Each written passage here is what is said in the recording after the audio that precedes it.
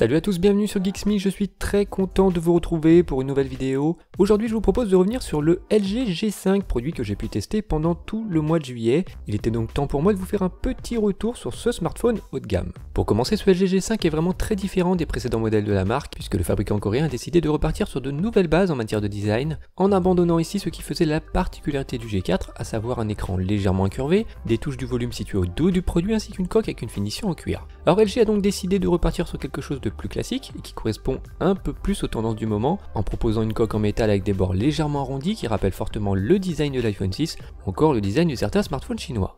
Personnellement, j'ai trouvé sa finition plutôt satisfaisante, les matériaux utilisés sont de qualité, c'est aussi un smartphone qui tient plutôt bien en main, à l'inverse souvent des mobiles équipés de dos en verre. Concernant ses dimensions, celui-ci est fin et léger puisqu'il ne mesure que 7,7 mm d'épaisseur pour un poids de 159 grammes. En façade, le G5 dispose d'un grand écran de 5,3 pouces recouvert d'une vitre en verre renforcée traitée anti-rayures de type Corning Gorilla Glass 4. Sur la partie supérieure, on peut apercevoir la caméra de 8 mégapixels ainsi qu'un haut-parleur et une lettre de notification. L'écran intègre une fonction double tap afin de sortir très rapidement du mode veille.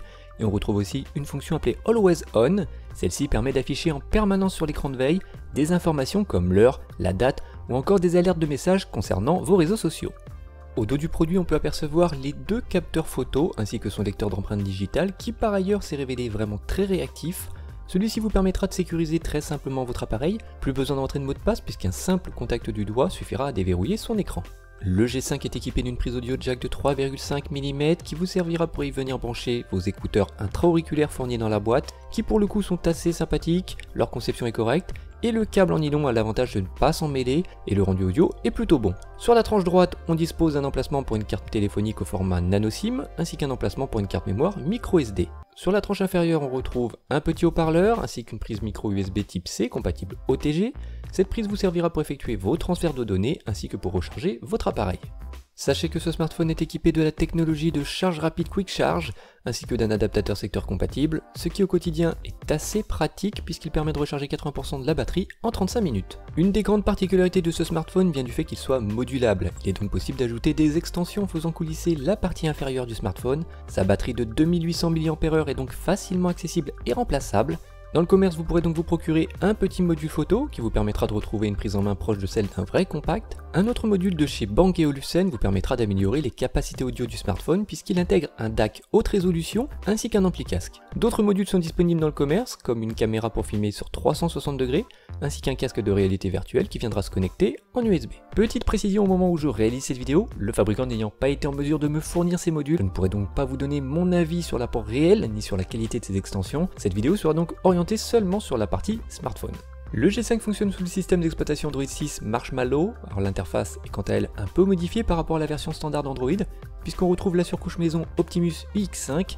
Alors celle-ci est vraiment très fluide et permet une navigation de gauche à droite des plus agréables. Par défaut, les applications téléchargées sur le Play Store s'installent directement sur l'écran, un peu comme sur un Huawei ou un iPhone. Pour ceux qui n'aimeraient pas ce type d'affichage, je vous rassure, il est tout à fait possible de revenir à une apparence plus classique, avec le retour d'un sous-menu qui regroupera toutes vos applications.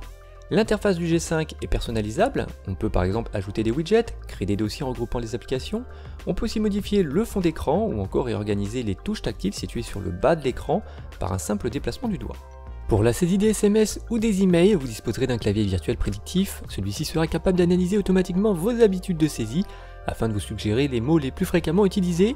Sachez que ce clavier peut aussi être déplacé sur la gauche ou sur la droite de l'écran afin de pouvoir l'utiliser d'une seule main. Comme sur les modèles précédents, on retrouve la fonction Quick Memo Plus, celle-ci vous servira à transformer votre smartphone en bloc-notes. La fonction Q-Slide est aussi présente sur le G5, vous pourrez donc ouvrir en même temps et sous forme de fenêtres flottantes certaines applications comme par exemple le calendrier ou encore le lecteur vidéo. Du point de vue de la connectivité, celle-ci est vraiment complète puisque le produit est compatible avec les réseaux 4G+, il est aussi équipé d'une connexion Wi-Fi et du Bluetooth 4.2 basse consommation. On dispose aussi d'un GPS avec un fixe assez rapide, sans oublier la présence d'une puce NFC pour les transferts de données à courte distance. L'appareil est équipé d'un écran IPS Quad HD, ce qui lui permet d'afficher une image très détaillée avec un excellent piqué. Par ailleurs, cette définition d'écran de 2560 x 1440 pixels est parfaitement adaptée pour une utilisation avec un casque de réalité virtuelle. L'écran du G5 affiche des icônes et des caractères parfaitement nets et dispose aussi d'un bon contraste. Le rendu des couleurs est vraiment agréable à l'œil, ce qui au passage devrait ravir tous ceux d'entre vous qui aiment regarder des films ou des séries sur leur smartphone. A noter que son traitement oléophobique est particulièrement efficace puisque cet écran ne laisse apparaître que très peu de traces de doigts. Du point de vue des composants, on a droit à un processeur haut de gamme de chez Qualcomm, le Snapdragon 820 d'une fréquence de 2,1 GHz. Le G5 dispose aussi de 4 Go de mémoire vive et 32 Go de mémoire de stockage avec un stockage réel plus proche des 23 Go. Niveau performance, vous n'aurez donc aucun problème à faire tourner plusieurs applications en même temps. Ce smartphone affiche par ailleurs d'excellents résultats sur les applications de test comme AnTuTu Benchmark. Pour rappel, cette application va permettre de stresser les composants du smartphone afin d'obtenir un résultat qui permet de déterminer son niveau de performance. Et bien sur cette application, le G5 obtient un excellent score de 134 069 points, ce qui le positionne devant le Huawei P9 et juste derrière le Samsung Galaxy S7. Sur la partie gaming, aucun souci à noter, le chipset graphique Adreno 530 s'en sort vraiment bien, les textures sont agréables et l'animation est parfaitement fluide. Le produit est vraiment très à l'aise, que ce soit avec des jeux gourmands comme Modern Combat 5 ou Ridge Racing 3, ou bien encore avec des jeux un peu moins gourmands comme ici avec Angry Bird Action. Pour vous donner un petit aperçu de l'autonomie du G5 en utilisation intensive, j'ai utilisé comme d'habitude le test d'autonomie intégré à l'application PCMark. Celui-ci va simuler différentes tâches multimédia, allant de la navigation web à la lecture vidéo Full HD en passant par la retouche d'image. Et bien au final, sa batterie de 2800 mAh a permis au G5 d'atteindre les 5h30, ce qui est correct puisqu'il se situe dans la moyenne des smartphones haut de gamme actuels. Il reste malgré tout très loin des 7h30 du Samsung Galaxy S7. Alors sachez qu'en utilisation normale, le produit arrive quand même à tenir une journée, mais cela évidemment dépendra de vos réglages concernant l'écran et la gestion de vos connexions sans fil, ainsi que votre fréquence d'utilisation. Le G5 est l'un des rares smartphones équipés à l'arrière d'un double capteur photo. Pour le premier, il s'agit d'un capteur classique de 16 mégapixels, idéal pour réaliser des photos basiques ou encore pour réaliser des portraits ou prendre en photo des objets. Le second est un capteur grand angle de 8 mégapixels qui lui est plutôt intéressant pour prendre en photo de larges plans comme des paysages, ou encore il permet par exemple de prendre en photo la totalité d'une scène lors d'un concert. Alors ce double capteur dispose aussi d'une fonction très pratique qui permet de zoomer ou de dézoomer dans l'image. 3 modes sont disponibles, le premier s'appelle le mode simple qui permettra de prendre une photo en effectuant une simple pression sur l'écran. On dispose aussi d'un mode basique où les réglages sont automatisés, ce qui permet de prendre une photo ou d'enregistrer une vidéo en appuyant sur l'une des touches situées à droite de l'écran. En dernier, on retrouve un mode manuel, celui-ci va vous permettre de modifier les réglages comme la luminosité, l'ISO ou encore la température des couleurs. Au niveau photo, ce G5 affiche de très bonnes performances et clairement un très bon photophone, que ce soit aussi bien en intérieur qu'en extérieur. Alors il permet d'obtenir des photos avec un excellent piqué et son capteur permet aussi d'obtenir un rendu des couleurs très naturel et une image parfaitement contrastée.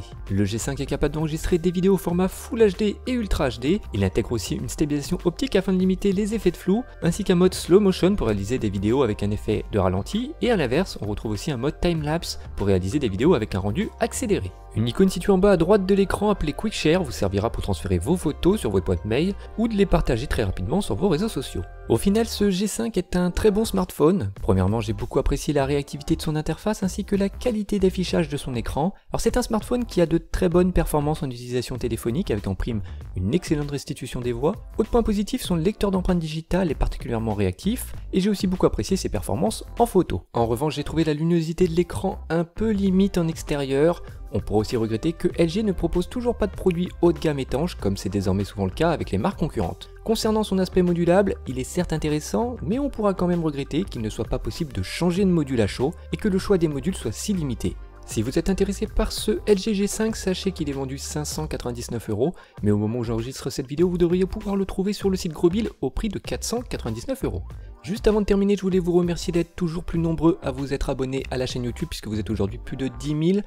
Sachez que dans les mois à venir, la chaîne va continuer à évoluer en essayant de toujours vous proposer un contenu sympa à regarder. En tout cas, j'espère que les futures vidéos de test vous plairont, surtout si vous souhaitez me soutenir, n'hésitez pas à me mettre un petit pouce bleu et à continuer à vous abonner à la chaîne. Et n'hésitez pas à laisser des commentaires. Pour ma part, je vous retrouve comme d'habitude très prochainement. Portez-vous bien et à très bientôt sur Geeks Me. Ciao!